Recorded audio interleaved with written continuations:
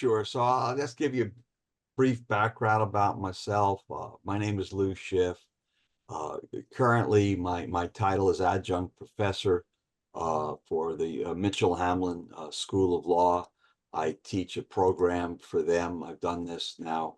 I've been on their adjunct faculty almost 20 years as a law professor.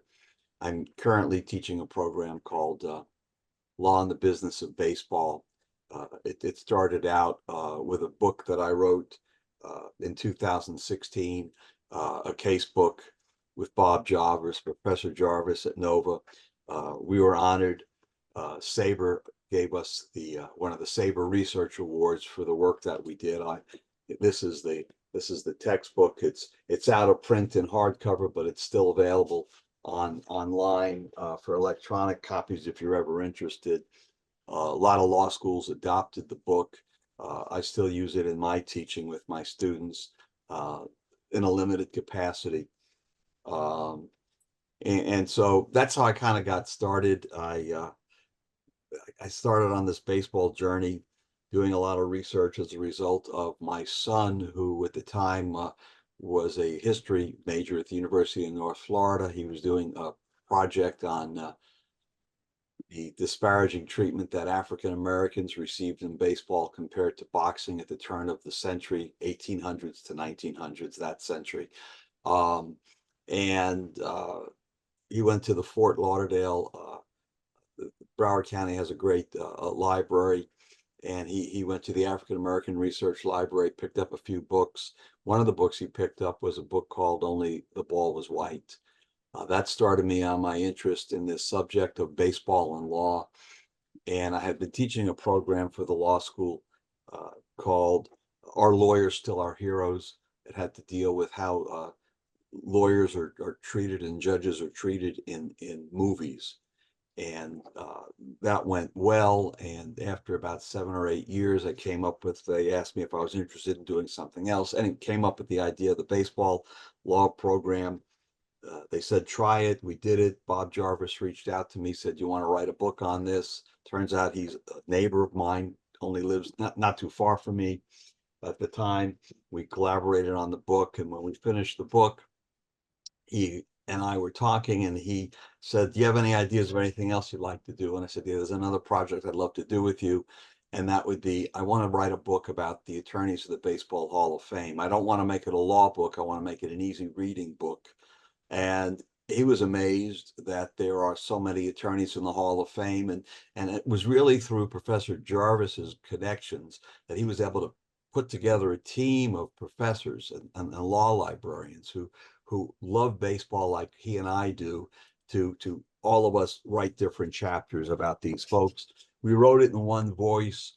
Bob was the main editor. I was the secondary editor. I'm flattered that he put my name first. Uh, and we put it together in such a way that when you read through these chapters, it reads as if only one person wrote the whole book. What I like about the book and what I've heard, and we've gotten some nice reviews early, the book's only been out a couple of months. People like the fact that there's not a legalese, and we tell a story not about the baseball careers of these people. We tell the stories about the law careers of these folks and how their law careers intersected with baseball. Some of their intersections happened before baseball, some of them happened during baseball, some of them happened after baseball. And we tell the story of their lives, and everybody had a different way of getting to where they got. And we tell the story in such a way that I think that there's many tales that nobody's ever heard before, and certainly some tales that we try to correct wrongs. So with that said, Bob and I had a great run through yesterday, and it's always the dress rehearsal. And I'm glad we had a dress rehearsal yesterday, Bob, because it helped out tremendously, because I actually changed some of the presentation from yesterday. So I'll go through this. So many of you may think that you know what there is to know about the attorneys in the Baseball Hall of Fame, and I'm going to give you some facts today that you may not have heard before. This is a little bit of background. You asked, the other thing I did before I was an adjunct professor, I was a Broward County court judge. I served for 28 years, and I retired at the end of December of last year.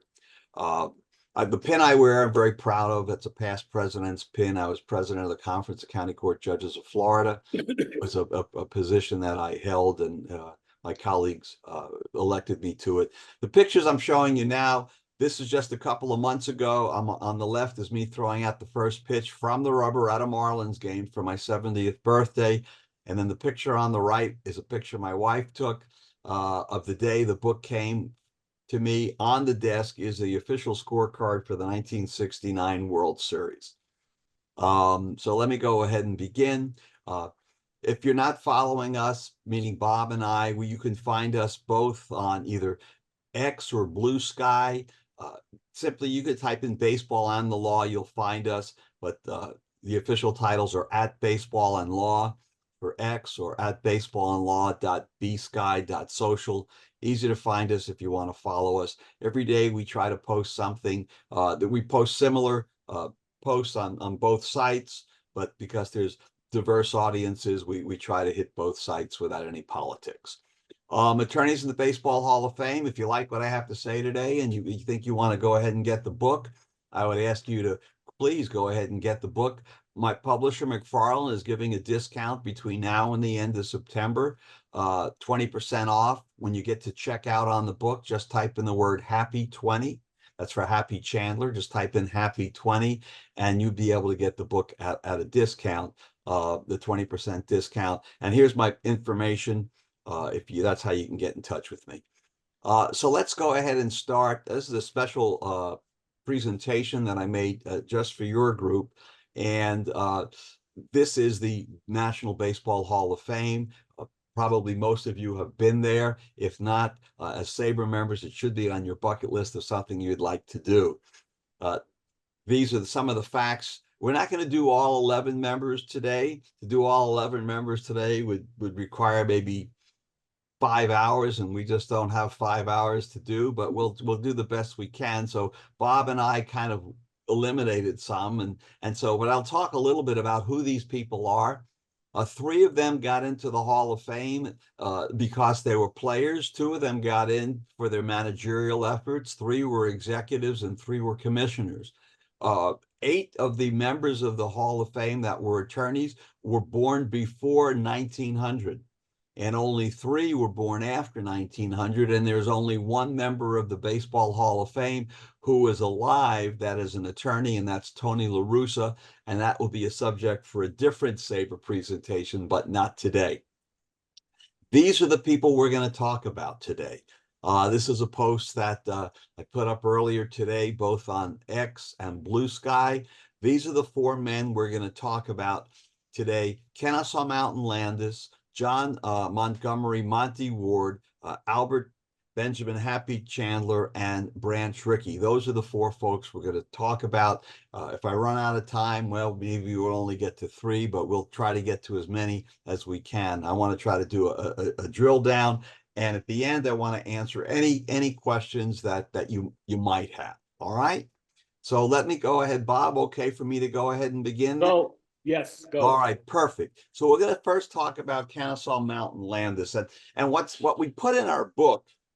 Won't my lights go out? What we put in our book are photographs of the men in the Hall of Fame dressed as lawyers. This is what they looked like when they were lawyers. Many of you might be familiar with pictures of them as ball players or executives, but these are their lawyer pictures, and that's what we wanted to instill. So let's start off with Kennesaw Mountain Landis. Just a little bit of background. He's a graduate of Northwestern University School of Law in Chicago. He graduated in 1891.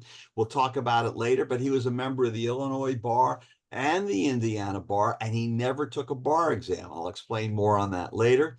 He had a private practice that lasted about 17 years. Then he became a district judge. He became baseball's first commissioner. And of course, he wasn't put in the Hall of Fame in 1944. That's a typo. But he passed away in yes, he was in the Hall of Fame in 1944. I apologize. And he passed away that same year. So let's talk about him. And the first thing I want to talk to you about is, most people think that lawyers are kind of like brilliant people, or attorneys are brilliant people, and that may not necessarily be so. I graduated in the top 90% of my school, my law school class. I took the bar exam twice. I had to take the LSAT multiple times, and I got accepted by one law school. And I think with some of the attorneys we're going to talk about tonight, it's not about how you start, it's about how you finish. And it's okay to fail. And many of these members of the Hall of Fame did just that, failed as younger men. And so Kennesaw Mountain Landis, he was named in tribute. His father, Abraham Landis, who's here on the right hand side of your slide, his father was in the Union Army and fought in the battle at Kennesaw Mountain in Atlanta, Georgia, and his father named him after that battle. After being born in Ohio, the family moved to Indiana, and he was such a poor student that he dropped out of school at age 14. Now, before his 21st birthday, he decided he needed to do something, so he went and he learned how to be a court reporter, and he learned shorthand. And he moved to Indianapolis, and he got hired by the Indiana Secretary of State's office, something that changed his life. While only 20 years old, he filed papers to become an attorney, and all he had to do was show that he was registered to vote and of good moral character. Now, people will say, well, how can you just file to be an attorney? And this was the case with some of our other members of the Hall of Fame back in the 1800s, early 1900s. There was no requirement back then. In fact, Indiana was the last state to drop the requirement that you didn't have to go to law school. That wasn't until 1932. So we move on. And the question I asked was, would you have a 21-year-old attorney who dropped out of high school and never went to law school represent you? And that was Kennesaw Mountain Landis. Picture on the left side of your screen is the courthouse that he practiced in. That is the Grant County Courthouse in Marion, Indiana. It was built in 1880, and that building was 8 years old when young Kennesaw went and practiced law at age 21. Later on in life, the italics is a quote from him that said, "I never went to college myself." Mighty few people know that, but it's a fact. His practice, and it shouldn't surprise you, his practice fails to take off. Why? Well, because he's a 21-year-old kid. He didn't graduate high school. He didn't go to college, and he's trying to practice law. It's like taking a kid in high school and saying, here you go, here's your bat, go play Major League Baseball. It's just not going to work out well. So his practice fails to take off, and he realizes, I'm going to need some formal education if I'm going to be a lawyer. So what does he do? He goes to law school. If you read a lot of articles or even biographies about him, you'll read that he went to in Cincinnati's YMCA law school. Professor Jarvis and I wrote this chapter, and that's not true, because we found out that the YMCA law school didn't open up until 4 years later. He did go to school at Cincinnati College, but not the YMCA law school. Now, after his first year of law school, it's about who you know, and that's necessarily what you know. So I'm going to talk a little bit about how Kennesaw Mountain Landis took advantage of connections and how he was able to take those connections and harness them. And I'll let you be the judge as to whether you think this was a proper thing to do. So after his first year of law school in Cincinnati, he moves to Chicago because he had a friendship with Walter Gresham, and he's on the right. He was a Chicago, at the time, federal appeals court judge.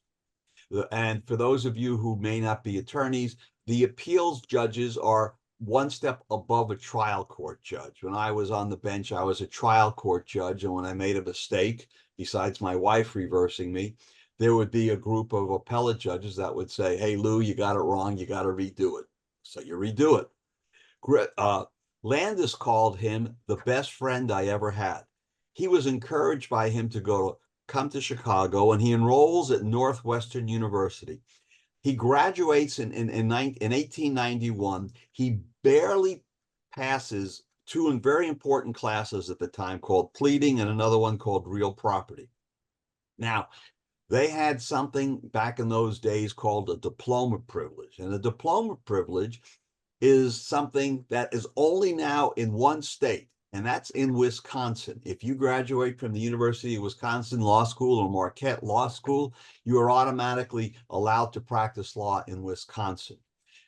At the time, Illinois allowed their graduates, if you graduated, you could practice in the state, and it was called the diploma privilege. So this gentleman never graduated high school, never took a bar exam, graduated law school by the skin of his teeth, somehow was admitted to the bar before he ever graduated, and he was allowed to practice law. So let's talk about the connection that he had to Gresham. After he graduated Northwestern, he gave a speech, and he called it the Conservative Man. And he warned the audience about radical men, extremist, and agitated. And in Kennesaw Mountain Landis promoted the view that German and Italian immigrants were dangerous to our country. There's a lot of parallels between what he said there and what's going on now in our country. He started a law practice in Chicago because he couldn't make ends meet still as a lawyer, and he became a teaching assistant.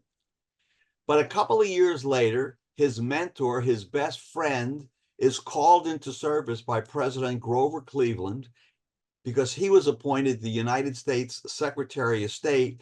And so Secretary Gresham says to Landis, I want you to come with me and work with me in Washington.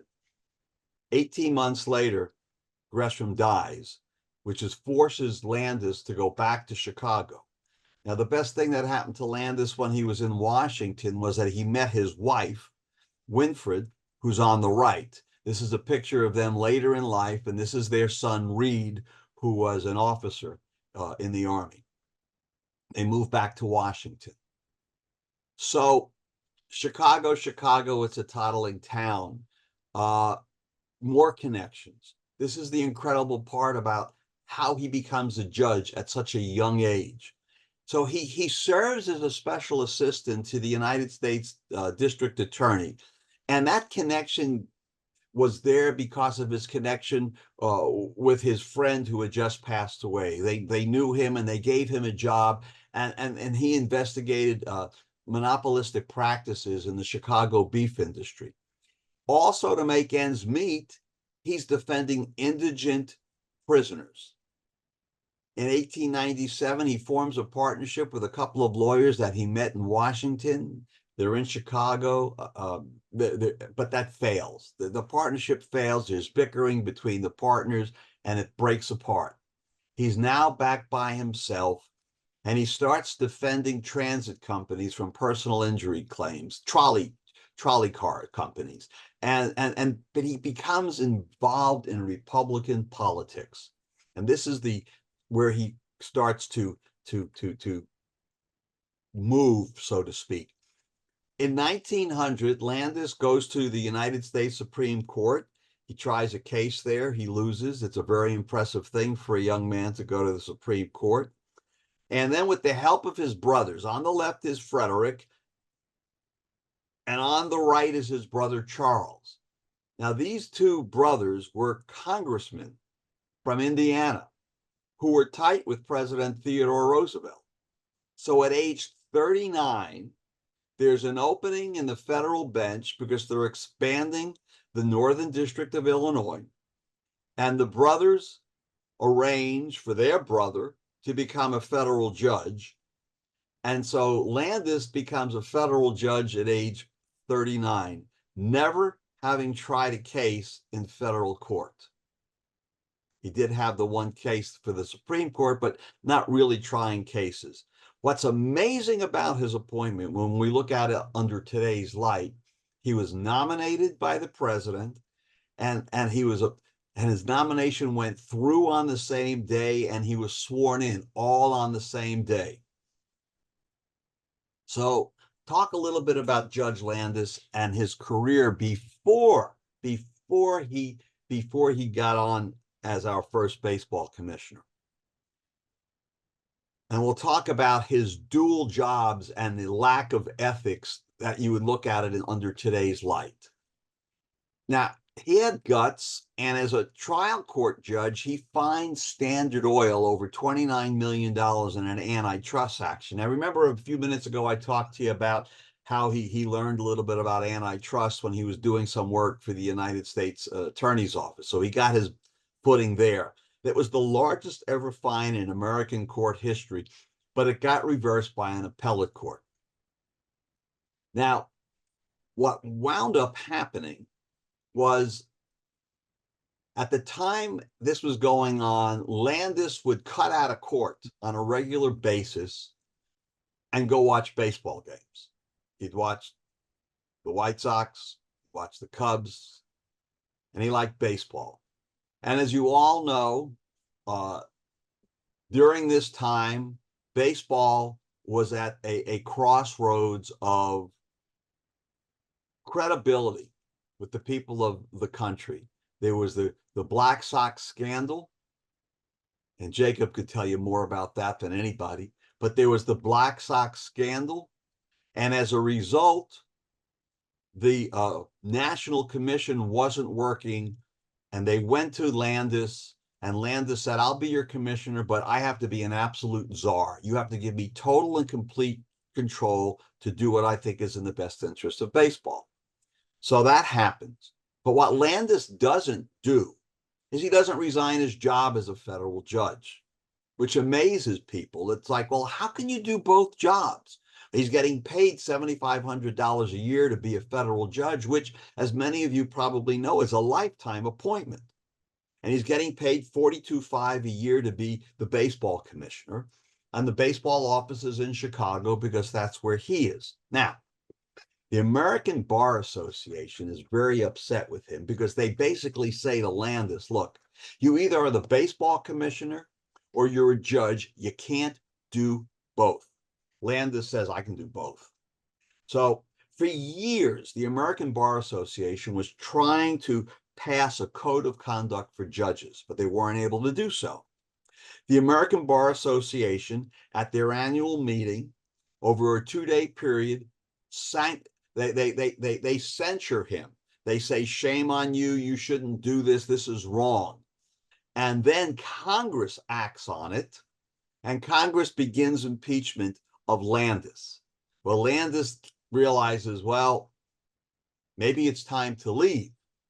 So Landis decides, I'm going to resign, and I'm going to tell everybody I really didn't want both jobs. Landis resigns, becomes the commissioner, and as a result of all of this, the American Bar Association adopts the first model code of judicial conduct. So let's take a pause. Over the years, when I've taught ethics to judges or lawyers, or even when I talk ethics to community groups, I always say, do you know why we have a code of ethics when it pertains to judges? And people give me answers, and they're good answers, but I give them a one-word answer. And the one-word answer is the reason why there is a code of conduct for judges is baseball. That's the answer. But for the fact that Landis didn't do what he did, the American Bar Association wasn't going to pass a code of judicial conduct. He was kind of the uniting factor, and okay, we've had enough. So let's talk, before we wrap up Landis, some other things that he did or didn't do. There was an opportunity for him to have night baseball. He said no. He kept women out of professional baseball. He covered up the fact that in 1919, Ty Cobb and Tris Speaker had thrown a game to make sure that the Tigers, not the Yankees, finished in third place. And that was important because the third place team in the American League, they would get some bonus money. And then lastly, even though he'd been dead for a long time, he died in 1944, 60 years, 70 years later, his name was removed from the Most Valuable Player Award because people said enough is enough. He stood in the way of integration of Major League Baseball. So that's the story of Kennesaw Mountain Landis. I don't know if you want me to take a question or two, Bob, before we go on to the next the next person, or how do you want me to handle this?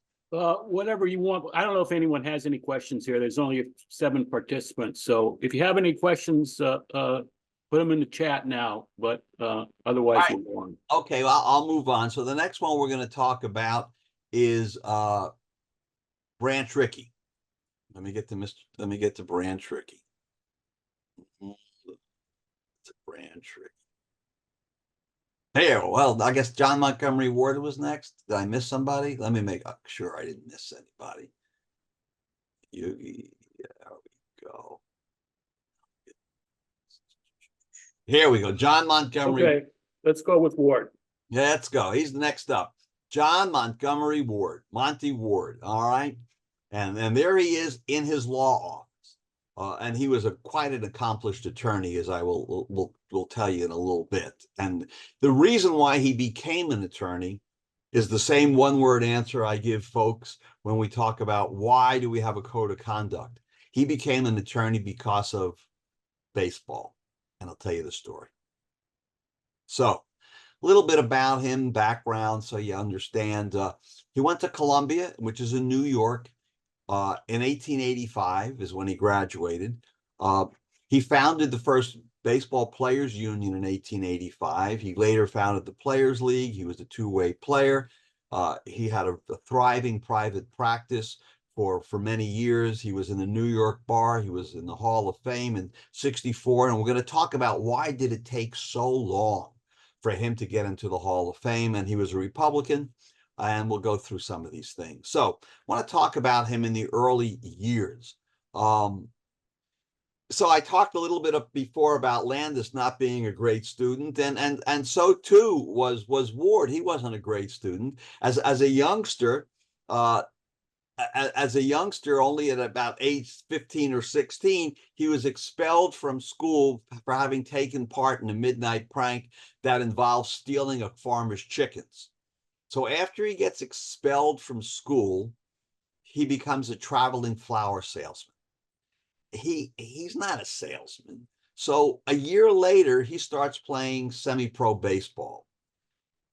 He's a good ball player, and by a year later, he signs as a pitcher with the Providence Grays in the new National League of Professional Baseball Clubs, which a few years later had become the country's second professional league.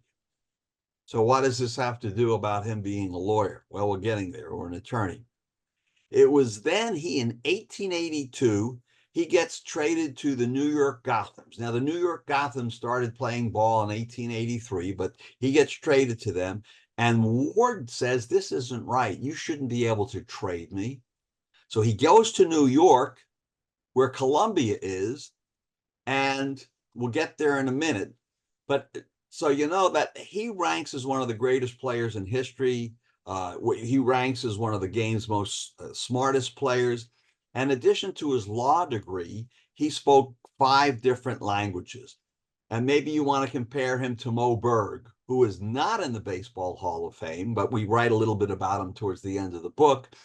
Mo Berg was a spy during World War II. He spoke more than 5 languages. If you have not, I'll digress for a minute. If you haven't read, there's a couple of books. The Catcher Was a Spy. There's a few documentaries about him. It's certainly worth it. SABR has SABR articles about Mo Berg. It's certainly worth a drilling down to learn a lot about Mo Berg and how his law degree and how him being a lawyer helped our country during World War II, and how it also helped him as a ball player. So John Montgomery Ward graduates in 1885, but when he got traded, he said, this isn't fair. And so he decided, I'm going to go to law school. And these were the times when you didn't have to have college to go to law school. So he enrolls in Columbia University's law school in 1883, right after his first year with the Gothams. And he gets his law degree a couple of years later. And he then organized the Brotherhood of Professional Baseball Players, which is the first baseball union, because this all comes about, this isn't fair, he says. You traded me to another team. I don't have a say-so. I want to be able to have a say-so. They formed the baseball players, professional baseball players. And the idea is we want to get rid of the reserve clause. We want to get rid of the fact that you have to play for the same team the next year at the same price, and that team can fire you at any time. In 1888, he publishes a book, How to Become a Player. It's one of the earliest known attempts to detail baseball history. He's not yet a lawyer. He's graduated. We consider him a lawyer. Yesterday, I talked to Bob and I explained a little bit the difference between a lawyer and an attorney. People use those terms interchangeably, and I sometimes do too. But a lawyer is really somebody that's graduated law school, but has not been admitted to practice law. An attorney is somebody that's been admitted to practice law. So he was a lawyer, but he had not yet passed a bar exam or been admitted to practice law. He founds the Players League to improve salaries and working conditions. The Giants, now they're called, they changed their name in about 1885, 86, claiming that they're trying to prevent him. Ward hires local counsel to defend the league. There's this great case called Metropolitan Exhibition versus Ward. Metropolitan Exhibition, that was the Gothams, that was the Giants. They tried to get a preliminary injunction to stop him from doing this. The court, just before the season was to begin, they dismissed the case from the Giants, but the league was plagued with money problems, and the league eventually collapsed, mainly because although the league had the right idea about paying the players more, one of the things was all their games were being played in stadiums that were owned by what we would call the major league teams. So they couldn't get out from underneath those teams, and soon sponsorships went away and the leagues collapsed. And that was the first attempt to do away with the reserve clause. We want to skip ahead. Ward is the attorney. 10 years after getting his law degree, he passes the New York bar exam, which was administered orally. I'm not sure why there's this 10-year gap, but there is a 10-year gap from when he graduated law school to when he started to practice law. And it could be because he was still involved in baseball. In 1895, a former ball player who then was a reporter hires Ward. This is Ward's first basic case, because Crane was barred from the Polo Grounds because he had written negative articles about the owner of the Giants. And so when other reporters came to Crane's defense, the matter quickly blew over. Ward was there to represent him, and Crane's case brought attention to Ward as an attorney, but as Ward said, it didn't pay my bills. Ward had a client, the Nassau Electric Railroad Company. That was his main client at the time. So we move ahead a few years. Ward is an active Republican. He becomes an avid golfer. And the Republican Party wants him to run for judge on Long Island. He moved out to Babylon, but because he was too new, they decided that it wasn't a good idea to run him for judge. In the meantime, Ward is playing championship type golf. The president of the National League, Harry Pullum, commits suicide, and they needed president of the league. So people go to Ward and say, will you be the president? 1909, he says, sure, I will. But it turns out there was a 4-4 vote, with half supporting Ward and the other half supporting the editor from the Louisville Times. So there's a deadlock. And so a guy by the name of Thomas Lynch, who was a former major league umpire, he was picked as the compromise president for the National League. And that's how he got it. So why did it take until 1964 for Ward to be enshrined in the Hall of Fame, many years after he completed his career and after he passed away? And so these are the reasons why most people think so. First of all, he was anti-management as a player and as a lawyer. And even though later on in life he did represent a few baseball teams, He was very progressive in his politics. He openly challenged the color line after it was established in 1887, and he advocated for Black and Latin and Native American players. And then his numerous post-baseball triumphs as a golfer caused some people to forget how good he had been on the diamond. And another problem was at that time, later on, that there's actually no footage of him absolutely playing baseball. No one can see him play baseball. It's just the black and white statistics on the page. So here's some fun facts about Ward and his wives. This is all in the book. The woman on the left is an actress by the name of Helen Duvray. Now, you all have probably collected the baseball cigarette cards.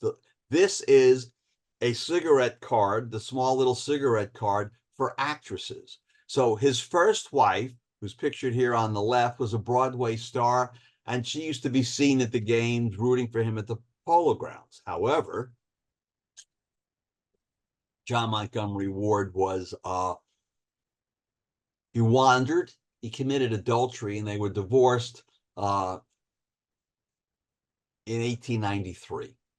Now, at the time, if you got divorced and you were the one guilty of adultery, and in this case, Ward's divorce decree prohibited him from ever marrying again as long as his ex-wife was still alive. So Ward had to go to court and get permission from the court to have the ban lifted. Ward then meets his second wife, Kate. She was a Manhattan social worker while he was playing golf.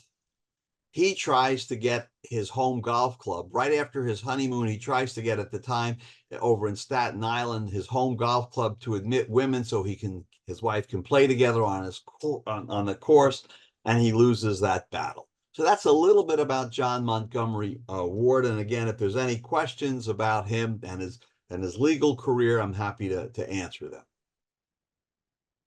And the intersection of the two. All right. Let's go to Branch Rickey next then. All right. We're doing all right on time? Yeah, we're fine. Perfect.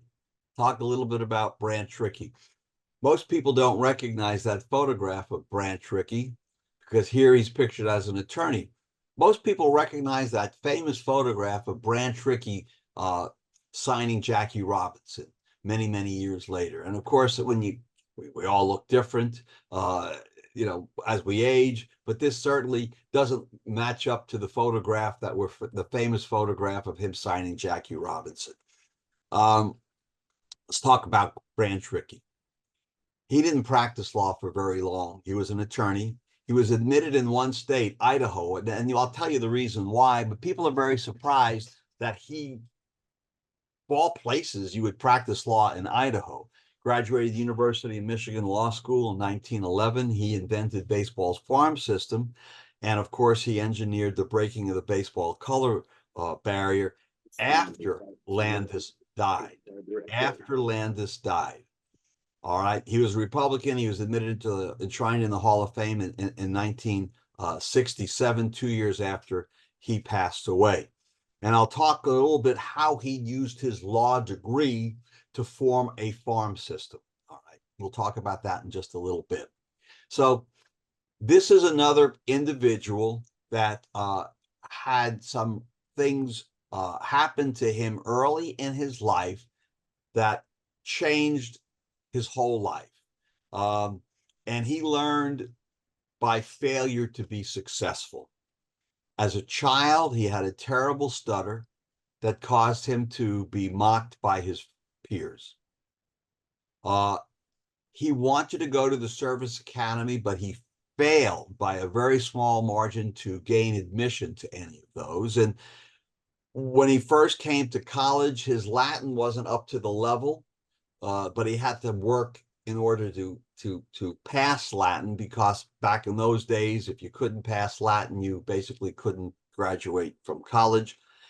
And here's a heartbreaker. He was a good ball player, but he lost his eligibility for college sports because he didn't realize it, but for a little time, he played as a semi-professional baseball player.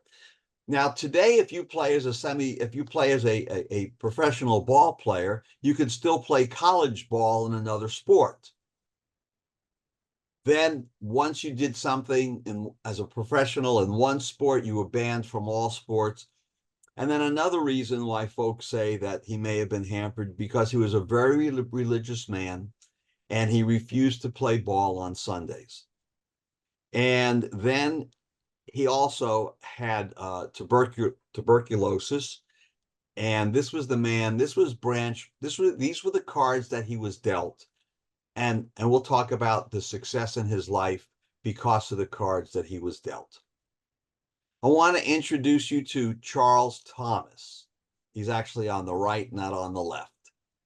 Charles Thomas, when Branch Rickey coached at Ohio Wesleyan University to make money, he had a black member on his team. And I'll read this to you because I think this is the moment that kind of changed baseball. When I coached the Ohio Wesleyan University baseball team, we had a black member on the team named Charles Thomas. At one point, the University of Kentucky refused to play us if Thomas played. I insisted vigorously that we would play him or not at all, and the Kentuckians relented. On another occasion, when we checked into a hotel in South Bend, Indiana, the hotel clerk wouldn't let him check in because he was black. So I arranged for Thomas to share my room, and when I came up to the room, he was rubbing at his skin, saying he wished it were white. Confronted with such a blatant display of prejudice and the harmful consequences of it, I was reminded of the reaction of my great hero, Abraham Lincoln, who, when as a very young man witnessed the slave auction in New Orleans and afterwards said, "If I ever get a chance to hit that thing," meaning slavery, "I'll hit it hard." I felt the same way, and I still do. I still hear Thomas crying, and I expect I always will. Now, as a law student, he gets to Ann Arbor in 1909. His first semester he's affected by tuberculosis, and he's having trouble in school, and he writes this letter to his parents. "I'm sick and tired of college. I've been around one too long, and I want to get out and do the one thing and bend every effort. I may fizzle about for a while, but if I get a good grip on some things and have a purpose, well, I guess I'll do my best not to make God as ashamed of me as he has been these last few years. I have secured the position of baseball coach here, thanks to many friends." So even in school, he wanted to be a baseball coach, even though he was going to law school. So although it's been said that Rickey made the law review, we found that that was not accurate. So what we did is we went back to the University of Michigan's minutes when he was in law school, and the faculty was the one that chose the law review members. And there's nowhere in the minutes that said that he was not selected, at least not formally. While his grades were good enough to probably have made him sort of a marginal candidate, it's probably likely that the burdens of him coaching rendered his candidacy moot.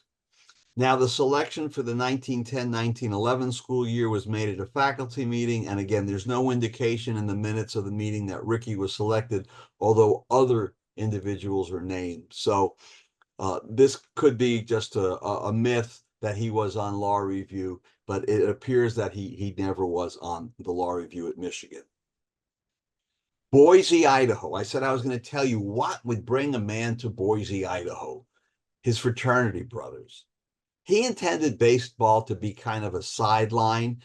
And so in early August of 1911, he's at a college fraternity convention in Chicago. He and a couple of his fraternity brothers decide to open a law practice, and they picked Boise, Idaho, because they thought it was the ideal place for climate, geography, and potential for growth to start their careers.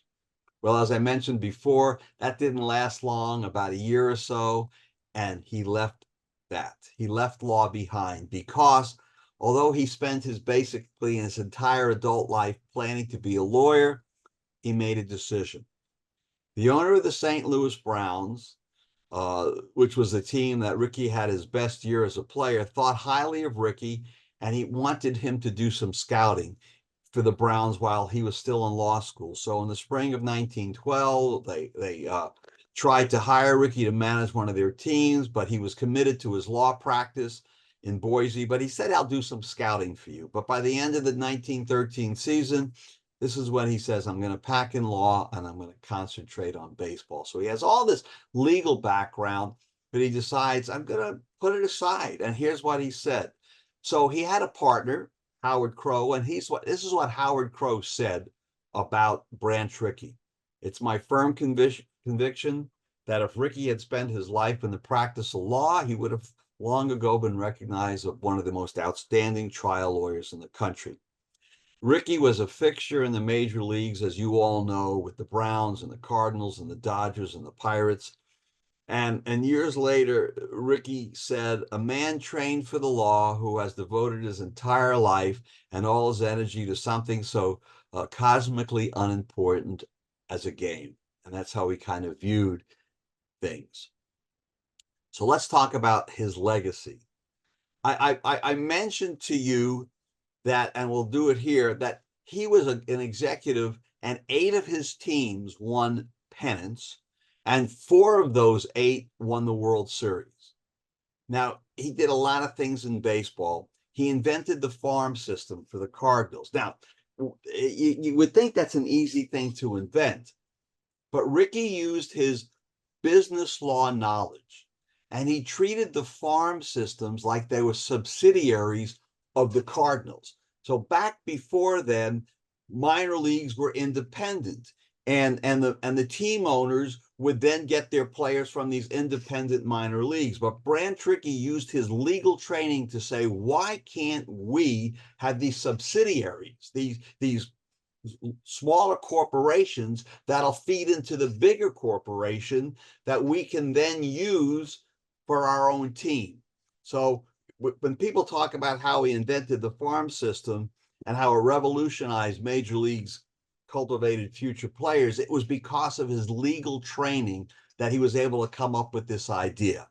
Of course, he hires Jackie Robinson, who broke the color line, and he also used his legal training in the late 50s, once he was out of baseball, to spearhead the Continental League with William Shea, an attorney not in the Baseball Hall of Fame. You'll know William Shea by his name because the stadium in New York where the Mets played for decades was named Shea Stadium. When the Dodgers and Giants, as you know, moved to California, it left a hole in New York. And then Senator Lyndon Johnson, and before that, we're going to go back a little bit before that. Senator Lyndon Johnson was the in charge of the Senate.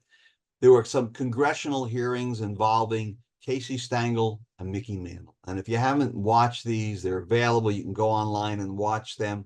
And Casey Stengel is testifying about baseball, talking about his wife and being Casey Stengel. And then it's Mickey Mantle's turn to testify. And by the way, tonight, Raleigh just beat Mantle. He hit 2 home runs tonight before we started this, 55 and 56. And he broke Mantle's record that he established in 1961 for the most home runs in a season by a switch hitter. Anyway, I digress, but just for those of you who may not have been watching tonight. So Mantle testifies before Congress, and he says everything that Mickey says, that Casey says, I agree with. It's very funny. But what these 2 gentlemen did is they put pressure on baseball for expansion. That was their real purpose. Senator Johnson wanted a team in Texas. And as a result of the pressure Congress put on them, lo and behold, Houston gets a team. Now, what's very interesting about this whole effort to get Houston a team, and it arose from Branch Rickey's pressure to form a Continental League, which never formed, but 8 of the 10 teams that they suggested eventually became Major League Baseball teams is that the city of Houston was forced to integrate their ballparks. And so Major League Baseball, they couldn't get a team in Houston unless the city of Houston changed their laws, eliminating segregated sections in ballparks. So that came about as a collateral consequence of what Branch Rickey and William Shea did.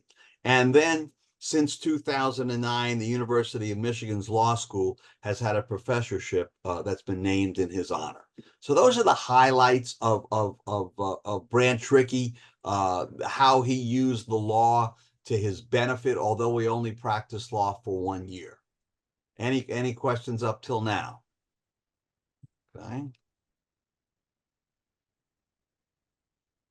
Our final member of the Hall of Fame is Happy Chandler. And there he is. A little bit about Happy Chandler. Went to Harvard Law School, but he didn't graduate Harvard Law School. Graduated the University of Kentucky College of Law. He was in the Army and the Student Corps. He had a private practice. He was admitted to practicing law in the Commonwealth of Kentucky. And I'll go over all of the different accomplishments he had prior to becoming a commissioner. And he was the second commissioner of baseball, which led directly to Branch Rickey being able to hire and sign Jackie Robinson. So Branch Rickey and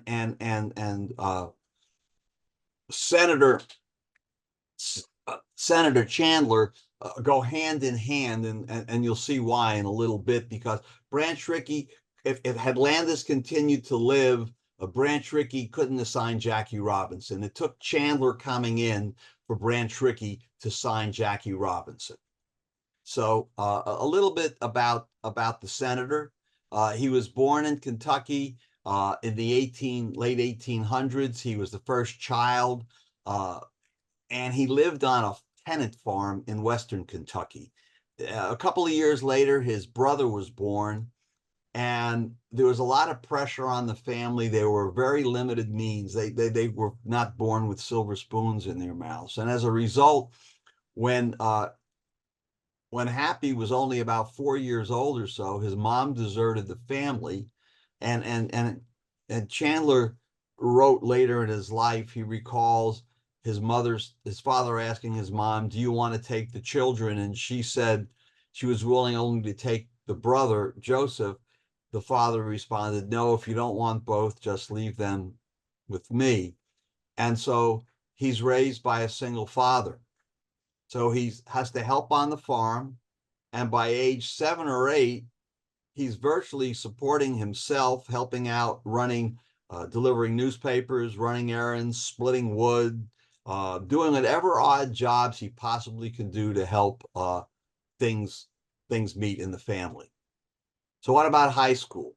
Well, unlike some of our other members of the Hall of Fame, Chandler attended public schools, and he excelled both athletically and academically. Captain of the high school baseball team, he played basketball, he ran track, member of the drama club, he led the high school choir, he was everything. He was active in his church, and he was valedictorian of his high school class.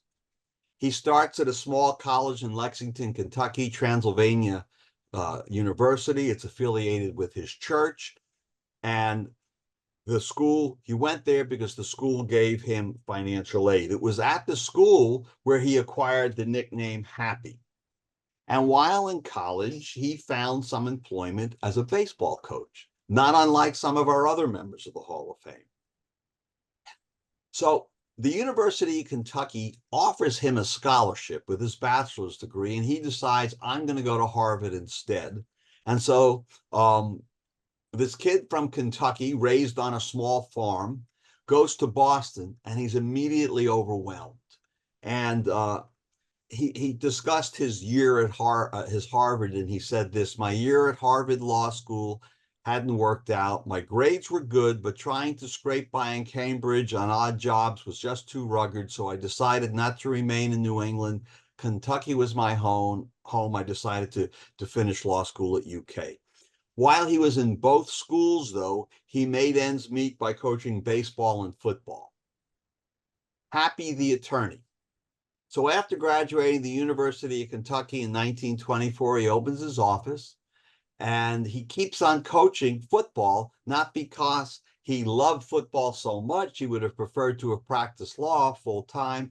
But again, the practice of law, he just couldn't make ends meet. In a small town, one of the local attorneys, very influential, gave him an office, a desk for free, and he was advised, don't use the name Happy as an attorney. Judges are going to frown on that. Your clients aren't going to like that. Lawyers aren't supposed to be happy. Don't use the word happy when you go into court. So he becomes a small town attorney. He does what every small town attorney does. He does collection cases. He does divorces. I call this rent law. If it came in and it paid the rent, he did it, no matter what it was. So he's doing collection cases, divorces, people fighting over who gets grandma's pearls, insurance matters, real estate contracts, and a little bit of criminal work. In other words, anything that paid the rent, Happy Chandler was happy to do. He handled a dog bite case and a couple of accidents, including one in which a car ran into a cow. And so there's the depiction of the car running into a cow. But he struggled to make ends meet. So his first time ever in court involved him defending 3 teenagers that were accused of stealing an automobile. And he obtained acquittals for 2 of the boys. He would have got an acquittal on the 3rd, but the kid escaped from the jail and they never found him, so he didn't stand trial. So as practice grew, people became to respect him. He was a good lawyer. He was respectful to people. He liked people. He was able to listen. And he said, did I make the right choice in going into law? I wouldn't second guess myself about it. But most of his cases paid little. They paid $5, $10, and every now and then he said a good fee would come along. So he had to continue coaching high school football, and he started coaching the University of Kentucky's basketball team, and he joined various fraternal organizations trying to meet business people the same way any young attorney would do to try to market themselves, or whether you're a young attorney, a young physician, a young insurance person, young computer sales, whatever it is, you want to join organizations to market yourself. So even though this is 100+ years ago, it's the same formula for success. Be kind to people, do a good job, do it at a fair price, and people will come to you. That was Happy Chandler. So people respected him in his town, and it came to time that in the late 1920s, a judge appointed him as a master commissioner of a local court. And this is significant because what a master commissioner does, and I put C with a capital C because it refers to the judge themselves, he assisted the judges in handling many duties. They could have even, he sat as a, and may have even heard some smaller type cases and gave advisory opinions to the court. So as a result of this, he became more competent, and this became a stepping stone for his political career. And a year later, in 1929, the local county Democratic Party put him up to run for a state Senate position, and he used the motto, be lucky, go happy. And that's where his political career begins. 1929, a state senator from a small town in Kentucky. But that didn't stay that way long. He rises to power. People like him. Within 3 years, he's elected lieutenant governor. 4 years after that, he's elected governor. And 4 years after that, there's an opening in the U.S. Senate, and he's appointed to the Senate. He wins a special election in 1940, and finally in 1942, he wins his own 6-year term. Now, here's where things get interesting. He's an attorney. In 1944, he was vying to become President Roosevelt's vice presidential running mate. Now, we all know that that went to Harry Truman. But can you imagine how our whole entire history of our country could have changed had it not been Harry Truman as the vice president? It could have been Vice President Chandler and President Chandler, but for the fact that he didn't get it, just a little thing. So he doesn't get that, and as a result, at the same time, basically after we have the death of our baseball commissioner, and he gets appointed commissioner. People like Happy Chandler. They think he's a good guy. So he gets appointed, and he didn't serve for very long, and I'm going to go ahead and explain why. And he used his legal ability. There was a time when players were jumping to the Mexican League, and he put an end to that. He also allowed Branch Rickey to end baseball's color line. That was under his watch. He created baseball's first players' pension. Many times we hear about the animosity between the players and the commissioner's office, and obviously now the commissioner's office is much bigger than it was in the 1940s and 1950s. But it was his idea to use the All-Star game to fund pensions for the ball players. And during the 1947 year, when Leo DeRocha was supposed to manage the Dodgers with Jackie Robinson, he stepped in and suspended him because he had been associating with gamblers, and he had suspended him for a full year.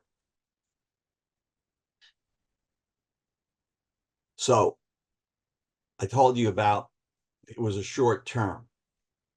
The owners, unlike other commissioners that we discuss in the book, he also met his end, because remember, you're hired to be fired. A Major League Baseball manager is hired to be fired. The commissioner is hired to be fired at times. And so he upset some of his employers. He angered the Yankees because he voided a trade between the Yankees and the White Sox. He lost support of the White Sox later on, obviously because of that. And then he suspended the White Sox general manager for illegally signing a high school player. The Cardinals disagreed with him on the handling of the Mexican League players. Chandler, in 1949, comes before the owners and says, "Hey, I'd like to renew my contract early." He knew it was expiring a couple of years down the line. The owners say, Happy, let's think about it. And then the next year, the owners voted 8-7 as a vote of confidence, but he needed 9 votes for retention, and he didn't get it.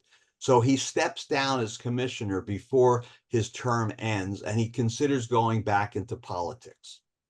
And so he does go back into politics. And so again, he takes his law degree and he goes back to Kentucky.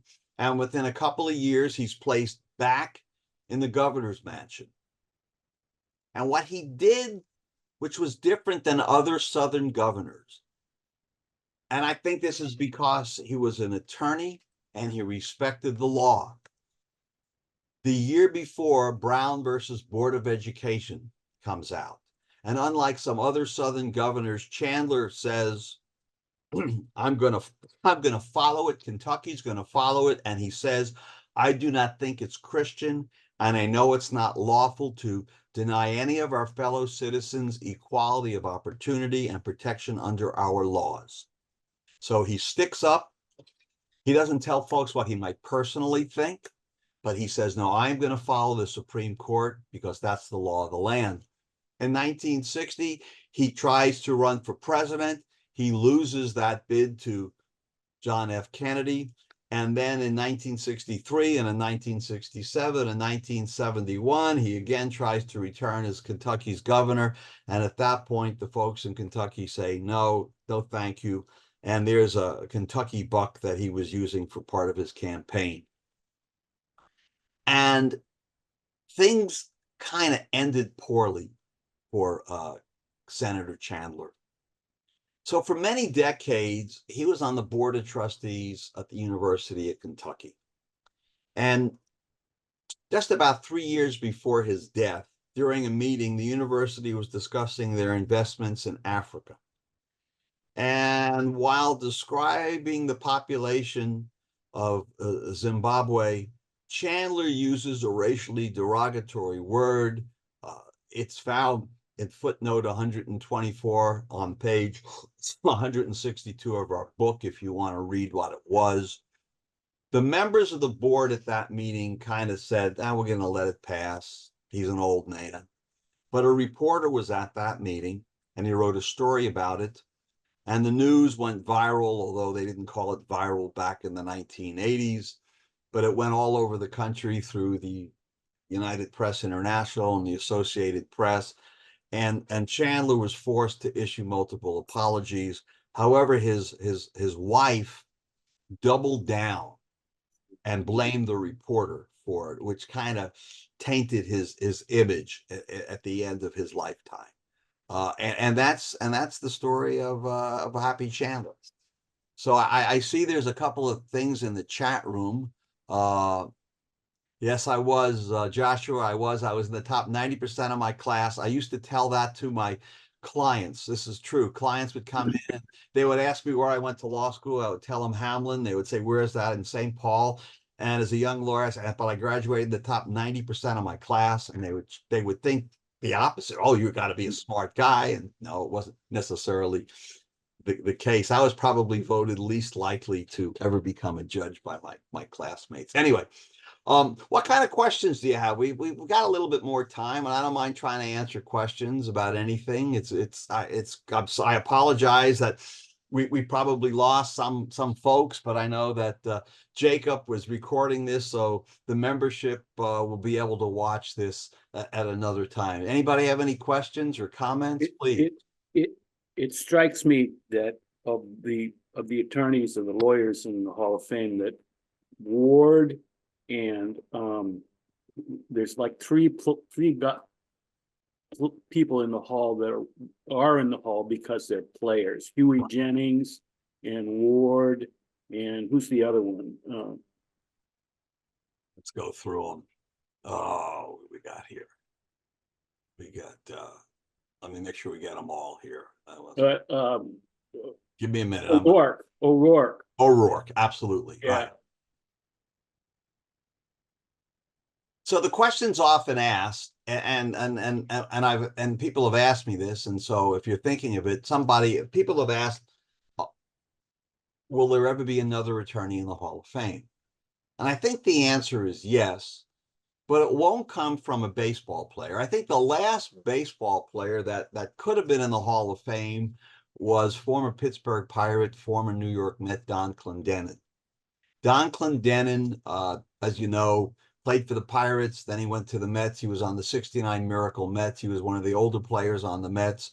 And after he finished his baseball career, he went to law school at Duquesne in Pittsburgh and then went to South Dakota and practiced law. But he really assisted individuals who had substance abuse problems, which was something that Clendenin talked about later in his life, some of the issues that he had. So Clendenin is probably one of the last ball players to maybe be able to be in the Hall of Fame because of that he was a player. Now players, as we all know, if you graduate, when you graduate college, you're signing these huge contracts to play ball, and you may not want to go to law school. You may not want to have a fallback career. Tony La Russa, who I didn't speak about, he was signed as a bonus baby, and so he could have had that type of career as a player, but he had a great career as a manager, and that's why he's in the Hall of Fame. But the answer to the question, I think that Commissioner Manfred will be if there's going to be a 12th person in the Hall of Fame that's an attorney, he would likely be the next person to come into the Hall of Fame. That would be my answer. Okay. All right, I think probably we've come to a stopping point here then. I thank you for, you stayed up really late, talking to us here and, anyway, it's been a great presentation and Thanks. my attorney, who I'm sitting next to here, said, wow, he really did a good job of research and stuff. Well, it's just not me. Let me just say this. So here's the book. I will give the plug for the book. So here's the book. It's here it is. It's Attorneys in the Baseball Hall of Fame. You can get it on Amazon the next day. If you ordered it right now, you could probably have it within the next 24 hours. Barnes and Nobles has it, wherever books are. And our publisher, McFarland Publishing, right now they're offering a 20% discount on the book if you use the code HAPPY20 at checkout, and that code is good through the 30th of September. And if you do want to get a Kindle edition, the publisher doesn't have a Kindle edition, but I know that Amazon has a Kindle edition and you can download it and read it before you go to bed tonight. The Kindle edition, I think, is $27, $28.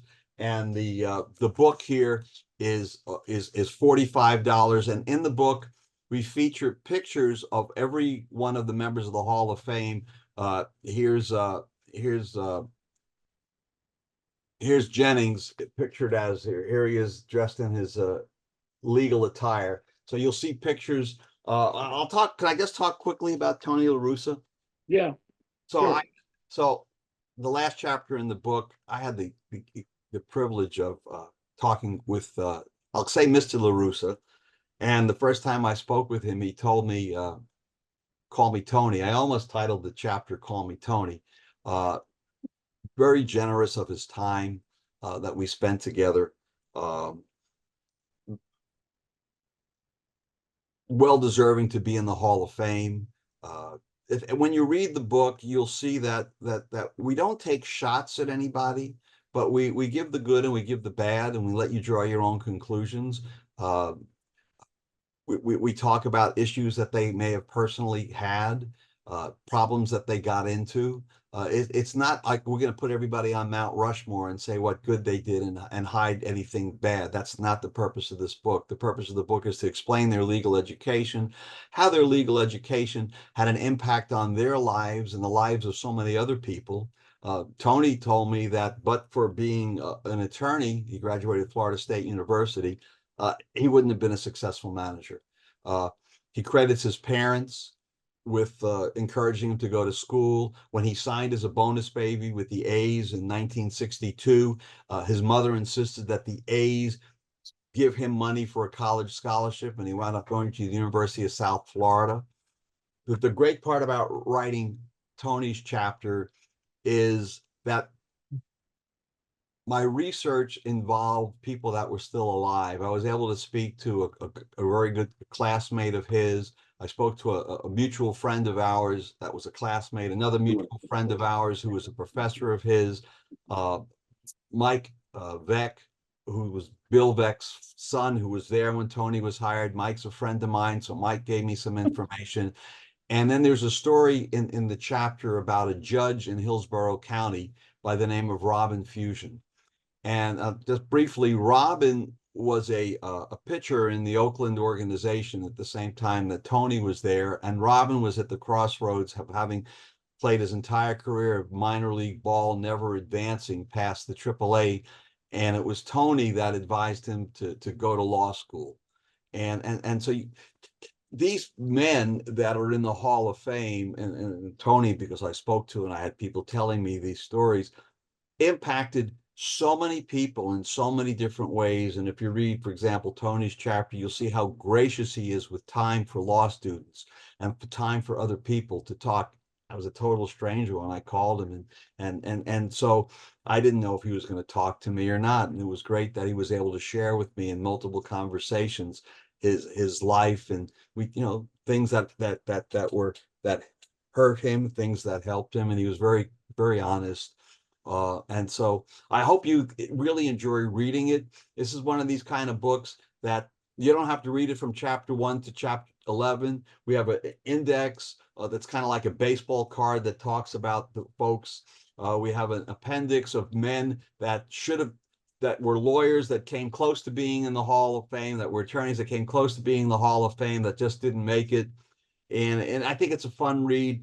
And the other thing I'm very proud of about the book are the contributors, all the co-authors. There's over 1,300 footnotes. And for those of you who, and we're SABR members, and we rely on facts, and so there's 1,300 footnotes in this book, and they're at the end of each chapter, so you can look to see where we got the information from. Some of the footnotes are just as informative as the book itself, but we had to put where we got the information from somewhere. So if there's a question of where it came from, now you know where it came from. And my email address, if you want to send me a note, I'll give it to you one more time. Here it is. It's Schiff_L@bellsouth.net.